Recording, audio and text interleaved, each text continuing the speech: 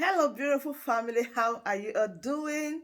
Thank you so importantly for always tuning in. I really do appreciate. If today the first time you are coming across us, or you are hearing our voice for the first time, we still remain your one and only, ever ready, bringing it to you as you all know.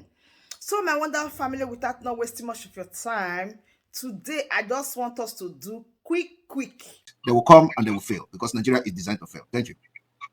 Okay, thank you very much. Yeah. Because the reason I asked the question is because of for Nigeria here, if nothing happen, the government will start telling police people to be shooting people. I have just told you. I have just told you the reason. Yes, this is the reason I have just told you now. So we are not going to have that kind of a police that is going to start shooting somebody, and we're not going to have a government that will order to shoot their citizens. Thank you. Thank you very much. Thank you. All right. A lot of people are saying I should stay 3 hours. A lot of people are saying I should stay 3 hours. So, all right. I'm giving you my 3 hours today. Welcome to the program. Please go ahead. Step straight to your question. Yes, my question. This is my first time calling you. So, wow. You're welcome. My question is this. Yes, my question is this. What are we going to do about all those drinking and driving problem we have so much here in Nigeria? Like we that live in Airport, like I live in Houston, Texas, and I used to live in London and Canada. When Nigerians come, most of us have problem drinking and driving. And when I travel back home, when I talk to most of the people, they will tell you is that when they drink, that's when they see clear. I know this question I'm asking you now, they will hate me for bringing it up. Yeah. This is the first problem we have to start solving. Okay. Letting them know driving under influence is very bad. Yes. They're causing too much accident here in Nigeria. Yes. So I agree with you. I agree with you. You know. Yes. You know, one thing is that this question sounds funny to a lot of people, but I don't know how important it is. This is one of the most important questions, among other good questions today. So, but let me tell you. I've been watching you all the years. So wow. This is my problem. Right now, I'm in Nigeria. Okay. When you talk to two people, you go out and hang out with people, they will drink like there is no tomorrow. Yes. And they will still enter their car and drive. Yes. So this is the big problem we're going to have. We're going to have to do it like they do. Let me tell you. First of all, we are going to solve that problem. It is not too much to solve. And how we are going to solve it is that we are going to embark on a very massive, orientation. We're going to the orientation of the effect of alcohol and the danger it poses while you are driving, and then of course the effect of our law, on you. So we are going to. Can I address it? Yeah, can I address it? So we are going to embark on this orientation on three to orientate our people on the three most important consequences or effect of alcohol. One is the danger it poses to the public safety. Two is that the orientation of the consequences of that it will have from the law perspective and the punishment that comes from it. So it is not something that is going to happen because we are changing the system. So after the orientation will be very massive. This thing I'm telling you now, a lot of people was deported from Europe, America, and Asia, and everywhere because of drinking and driving. Yes. So I know that because I've been all over this place. You see, So once you have effective laws, okay. Once you have effective laws, the problem will be solved. And we are going to in the first 20 years of Biafra, we will activate the driving school system, where people will be, with the younger ones, will be lectured, from the practical to the theoretical part of the driving and the safety, the road safety and all that. Because we're going to have, just like you have in America, the road signs and all that. We're going to have that in Biafra. So we are going to make sure that the new generation, the new generation will be put through the school. So as the old generations are going down, the new generation are growing up to be what the face of Biafra, what we want the Biafra to be, and then thereby obeying the traffic laws and all that. So it's going to be a gradual process, and of course, license will be suspended, and the law will take its effect. If you are caught drunk and drive, you're gonna pay fine. Your license will be taken away from you, depending on the level of alcohol in your system, and depending on the number of offenses you have committed and all that. So we're going to enforce that, just like in the Western world, and it is very easy to do. So once people understand the effect of taking your license away from the system and making sure that the law is enforced, and I believe that by the time you fall a victim like 3 times and you see the effective of that law, you are going to learn a lesson. And of course, we may take license away for a certain period of time, maybe like 6 months, maybe like 1 year, depending on the amount of alcohol in your system and depending on how many times you have committed the offense. So by the time you go through it, the routine of this suspension for 6 months from driving, 1 year from driving, some people even in Europe here, when you take their license away, they will still go and drive, try to take risk and drive. And sometimes they get caught. Sometimes they get caught, sometimes they don't get caught, but you cannot do anything about that. Your insurance will cover any accident, anybody, yes. Anybody injury will cost to anybody. Yes. It's not like you will just jump in your car in Nigeria. Yeah. So do not worry about that. It is going to be solved, and we have the key to solve it. The only thing we should be talking about now is to bring money and let us fund our freedom next year. Very important. So that all these things we are discussing today will actually come to fruition. Thank you. No doubt. All right. Thank you. All right. Next person, like we are now going 3 hours, as people, want us to, some people appealed that we need to have 3 hours. So here we go.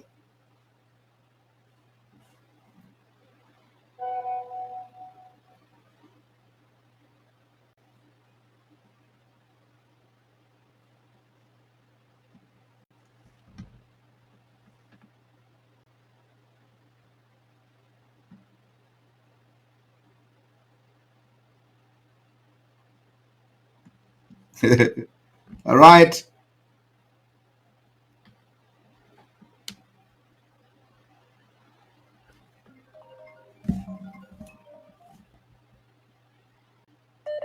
Welcome to the program. Hello, Mazi. Hello, welcome to the program.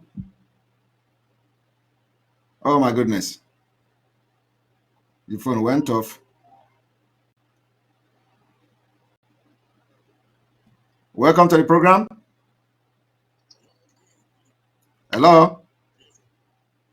Hello. Hello. Good evening, my beloved. Yes, you're welcome to the program. Yes, I have one good question I want to ask you, sir. Go ahead. Yes. First of all, before doing anything concerning progress and development in Biafra land, I want you to tell me how we manage this problem of electricity. Because without electricity, there's nothing that will work. Because electricity comprises everything that you can think of. Because here in Switzerland we are, since from almost 30 years I'm here, I've never seen electricity go off from one second. So how can we manage this problem of electricity? Because without electricity, there's nothing will be done. Let me tell you. Let me tell you one thing. The first 6 months, or the first 8 to 9 months after Biafra, when Biafra has been restored, yes, sir, we will start building reactors that will give. In fact, immediate at the 6 months or 8 months into Biafra, some places will start having electricity without interruption. And do you know how we are going to do it? Do you know how we're going to start? No. We are going to start building what I call biogas reactors. The biogas. We have it here in Switzerland. So all those things we have, we don't know. We don't know what to have about for Biafra.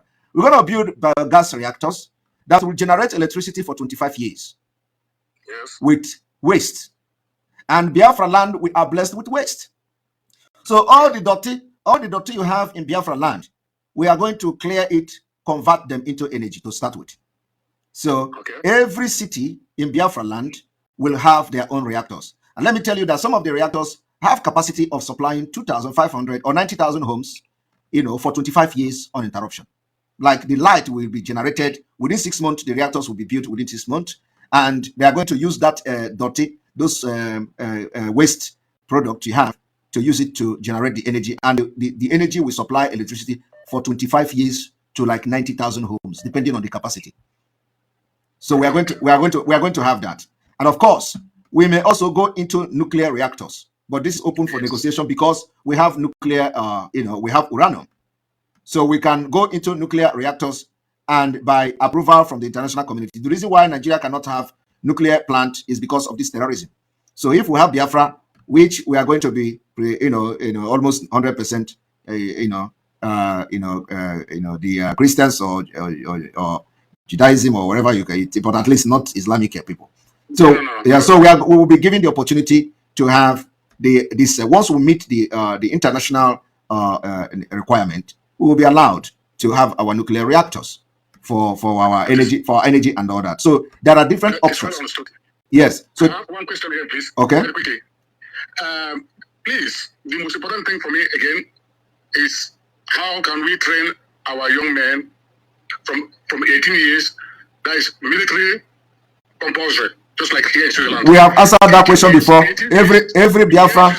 Every Biafran from 18 years will go into military service, compulsory military service. Both men and women, both girls and boys. Yes, the women will be on on choice. Yeah, women will be. Yes, do you know why I say? Because even in Israel, the women, they have many parts to take. It's not only to go to war front. We know, but the model we are taking is not like these are the things that will be. These are just our opinion and what we feel that could be good. So if the Biafra people decide that women will be going to compulsory military service, of course, then it is the choice of everybody. So, but if they decide that it is going to be women will have, we can choose whether to go or not to go, then it is the choice of everybody. But male is going to be compulsory. So these are the things that no single individual is going to decide. So it's going to be a collective decision of Biafra people. So if they decide that the women will also have a compulsory military service, why not? But I'm just saying that most of the countries, they have only men compulsory and women have the choice, they can decide whether to go or not to go. But of course, in those countries like Israel, of course, if they have the compulsory military training for women, then why not? Why not? Because we are going to have almost the same situation there because we'll be surrounded by all these people. We have the same situation. That's what I'm saying. It's because there are many fields. There are many fields that women do better. So it doesn't mean that they are going to be in the war front, but they have many things. There are millions of things that women can do better. Yeah. So anyway, I've heard you. Thank you so much. Thank you. And I'm really proud of you. You don't even know what you are doing. That's you are the most responsible person I see in my life now. So I thank you so much, and God will guide you. And every single blessed day, I watch you. I don't sleep without watching you. Thank you. All right. Somebody asks, what about Biafrans in Kogi and all that? We are not going to leave anybody behind. So it is going to be your choice, either to be part of us or not to be part of us. But to us, we're not going to leave Biafrans. So if you want to be part of us, you can be part of us. And of course, so we're not leaving anybody behind. And in a few days' time, we are going to speak in a language that the world will understand. And so any place you see that thing, you know that place is a Biafra territory. Welcome to the program. Good evening from here. Good morning from here. Thank you so much. My question is that in this Nigeria, so-called Nigeria country we are today now, there are mode of worship of this noise everywhere. You can't imagine that houses, you cannot even sleep with the noise of this Muslim and some Christians. Which when we get our Biafra, are we going to allow such mode of worship? Please, because it's giving me headache. Yes, let me tell you, the reason why you have this mode of worship is because you are in an insane country. Nigeria is an insane country, insanity. So we are not going to have that kind of mode of worship in Biafra. And let me tell you, the reason why you see those people worshiping is because things are not moving. It's because people are poor. The poverty is everywhere. So everybody has been deceived to go to church to get money and get wealth and stuff like that. So, if you get yourself busy that you can get salary every month, feed your family and all that, you will be very busy. You can worship God very calmly and very in a civilized manner. So those things are the things that we are going to correct. You can't just enter Biafra and be hearing people crying with tongue crying. No. In fact, let me tell you, it is even the oozing of breeze you will be getting with even all those people carrying those things to do that. They will even stop it by themselves. Nobody is going to tell them. They're like, how can I go outside and do what I'm doing before? So my sister, we are going to correct those things because we want a decent country. We want a country that, just like where you are in Germany, because I believe you're coming from Germany, right? All right. So thank you very much. Thank you. Yeah. Thank you, sir. Thank you. All right, the last caller. This is going to be the last caller. The next person is going to be the last caller. Welcome to the program. Hello, welcome to the program. Hello, good evening, Simon. Good evening from here. Yeah, thank you for the good work you're doing. Please, I just have one concern. Go ahead. And it's coming from what the exposition you made today about what Buhari said about killing millions of Biafrans to keep Nigeria together. Since this UN has given an order for them to release Nnamdi Kanu, and they seems not to wanting to adhere to that, and some of the northern groups has come out and said over their dead body, would that happen? And since then, the so-called Ohanes and Igbo, all the Igbo elites and whatever, none of them are even to come out to counter the northerners for making such statements. And it seems everybody is keeping quiet. I know well within you most. My question is, I hope, because the way the things are going, if they cannot obey UN order, I'm just wondering how will it be possible that the Nigeria court system is going to make Nnamdi Kanu to be released. I hope you guys have a plan B of how to make sure that he's out, while we still continue to source of how. I don't know. I don't know if you have been following our program. It is not every question you ask. Somebody have asked this question, So I've listened to you, and your information is noted. Okay, thank you very much. That's my concern, because the way the guy is going is crazy. He can do anything. So, and we want our leader alive. Your question, your concern is noted. Okay, thank you very much. Thank you. Yeah. All right. The reason being that our leaders is a very sensitive one, so it is not everything you address. It's not every question you address. So this one is a very important one, and we don't want to say whatever we are doing or whatever we're going to do. So I take because that was not. I take another. Welcome to the program. Good evening from here. Good evening, Mazi. I was listening to when you were explaining something to the man that called, not the man, the lady that called about the influence of Biafrans in Biafra land, correct? Yeah. And you kind of explained certain rules, and you mentioned it like medical. So I didn't get that. That's what, if you don't mind, I'm sorry taking you back. If you could explain that one more time, I have a reason for asking this. Okay, the medical I mean was that when Biafra come and people are coming, of course we're going to need our medical team, to go to work, especially in the rural areas, in the villages where women and children will be taken care of, and those who need medical attention, because of the system of Nigeria, what Nigeria have done to them, they don't have access to hospital, they don't have access to medical. That brings us to the end of this update. Do where to like the video, share and subscribe. Thank you very much for always tuning in. I really do appreciate. Share the video and tell your friends about this platform, because the best thing or the best place for you to be is here. Turn on the bell icon so that whenever I drop a new boost like this, you'll be the first to notify. Thank you once again and remain blessed.